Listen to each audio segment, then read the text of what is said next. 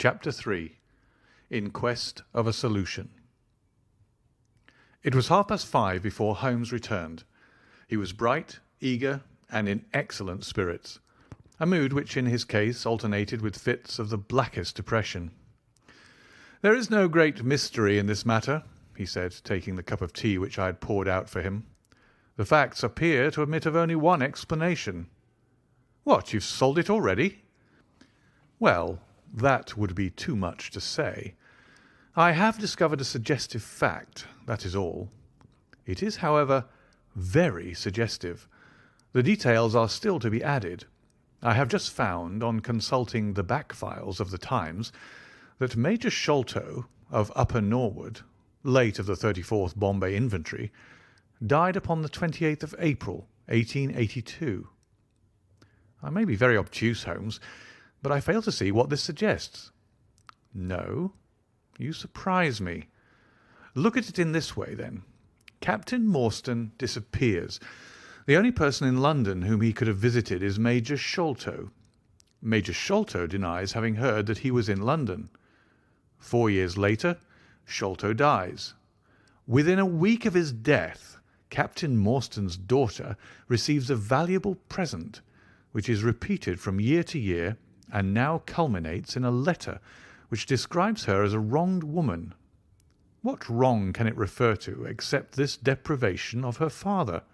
And why should the presents begin immediately after Sholto's death, unless it is that Sholto's heir knows something of the mystery and desires to make compensation? Have you any alternative theory which will meet the facts?" "But what a strange compensation! And how strangely made! Why, too, should he write a letter now, rather than 6 years ago? Again, the letter speaks of giving her justice. What justice can she have? It is too much to suppose that her father is still alive. There is no other injustice in her case that you know of." "There are difficulties. There are certainly difficulties," said Sherlock Holmes pensively. "But our expedition of tonight will solve them all. Ah, here is a four-wheeler, and Miss Morstan is inside. Are you all ready? Then we had better go down, for it is a little past the hour." I picked up my hat and my heaviest stick, but I observed that Holmes took his revolver from his drawer and slipped it into his pocket. It was clear that he thought that our night's work might be a serious one. Miss Morstan was muffled in a dark cloak, and her sensitive face was composed but pale.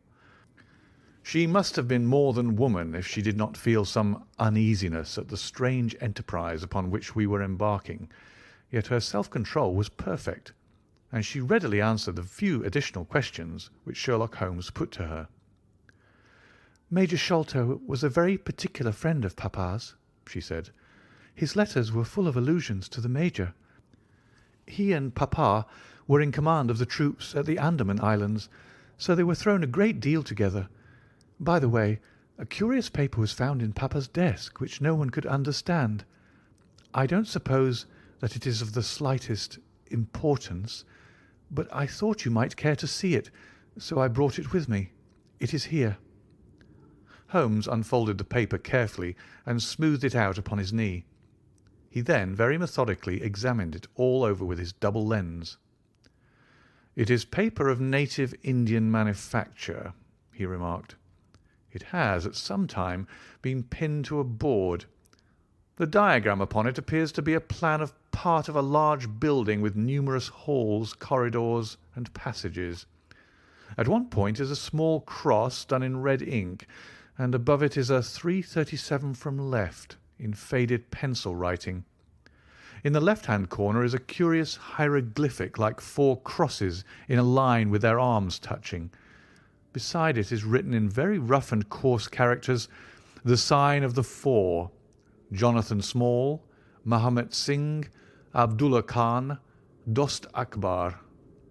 No, I confess that I do not see how this bears upon the matter, yet it is evidently a document of importance. It has been kept carefully in a pocket-book, for the one side is as clean as the other." "It was in this pocket-book that we found it." "Preserve it carefully, then, Miss Morstan, for it may prove to be of use to us. I begin to suspect that this matter may turn out to be much deeper and more subtle than I at first supposed. I must reconsider my ideas."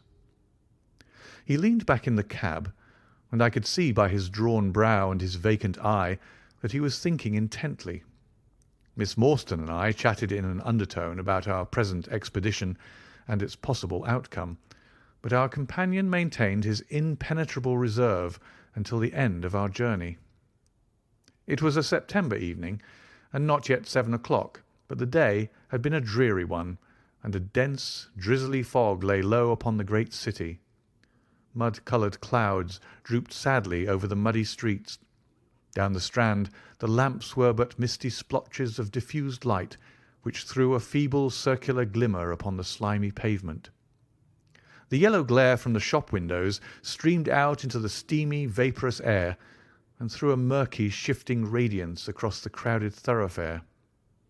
There was, to my mind, something eerie and ghost-like in the endless procession of faces which flitted across these narrow bars of light. Sad faces, and glad, haggard and merry, like all humankind, they flitted from the gloom into the light, and so back into the gloom once more. I am not subject to impressions, but the dull, heavy evening, with the strange business upon which we were engaged, combined to make me nervous and depressed. I could see from Miss Morstan's manner that she was suffering from the same feeling. Holmes alone could rise superior to petty influences. He held his open notebook upon his knee, and from time to time he jotted down figures and memoranda in the light of his pocket lantern. At the Lyceum Theatre the crowds were already thick at the side entrances. In front a continuous stream of hansoms and four-wheelers were rattling up, discharging their cargoes of shirt-fronted men and beshawled, bediamonded women. We had hardly reached the third pillar, which was our rendezvous, before a small, dark, brisk man in the dress of a coachman accosted us. "Are you the parties who come with the Miss Morstan?" he asked. "I am Miss Morstan, and these two gentlemen are my friends," said she. He bent a pair of wonderfully penetrating and questioning eyes upon us. "You will excuse me, miss," he said with a certain dogged manner, "but I was to ask you to give me your word that neither of your companions is a police officer." "I give you my word on that," she answered. He gave a shrill whistle, on which a street Arab led across a four-wheeler and opened the door. The man who had addressed us mounted to the box, while we took our places inside. We had hardly done so before the driver whipped up his horse, and we plunged away at a furious pace through the foggy streets. The situation was a curious one. We were driving to an unknown place on an unknown errand, yet our invitation was either a complete hoax, which was an inconceivable hypothesis, or else we had good reason to think that important issues might hang upon our journey. Miss Morstan's demeanour was as resolute and collected as ever. I endeavoured to cheer and amuse her by reminiscences of my adventures in Afghanistan. But to tell the truth, I was myself so excited at our situation and so curious as to our destination that my stories were slightly involved. To this day she declares that I told her one moving anecdote as to how a musket looked into my tent at the dead of night, and how I fired a double-barrelled tiger cub at it. At first I had some idea as to the direction in which we were driving, but soon, what with our pace, the fog, and my own limited knowledge of London, I lost my bearings and knew nothing, save that we seemed to be going a very long way. Sherlock Holmes was never at fault, however, and he muttered the names as the cab rattled through squares and in and out by tortuous by-streets. "Rochester Row," said he. "Now Vincent Square. Now we come out on the Vauxhall Bridge Road. We're making for the Surrey side, apparently. Yes, I thought so. Now we're on the bridge. You can catch glimpses of the river." We did indeed get a fleeting view of a stretch of the Thames, with the lamps shining upon the broad, silent water, but our cab dashed on, and was soon involved in a labyrinth of streets upon the other side.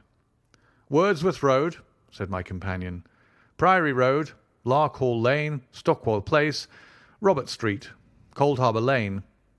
Our quest does not appear to take us to very fashionable regions." We had indeed reached a questionable and forbidding neighbourhood. Long lines of dull brick houses were only relieved by the coarse glare and tawdry brilliancy of public houses at the corner. Then came rows of two-storied villas, each with a fronting of miniature garden, and then again interminable lines of new staring brick buildings, the monster tentacles which the giant city was throwing out into the country. At last the cab drew up at the third house in a new terrace. None of the other houses were inhabited, and that at which we stopped was as dark as its neighbours, save for a single glimmer in the kitchen window. On our knocking, however, the door was instantly thrown open by a Hindu servant clad in a yellow turban, white, loose-fitting clothes, and a yellow sash. There was something strangely incongruous in this oriental figure framed in the commonplace doorway of a third-rate suburban dwelling-house. "The Sahib awaits you," said he, and even as he spoke there came a high, piping voice from some inner room. "Show them in to me, Kitmuga," it cried. "Show them straight in to me."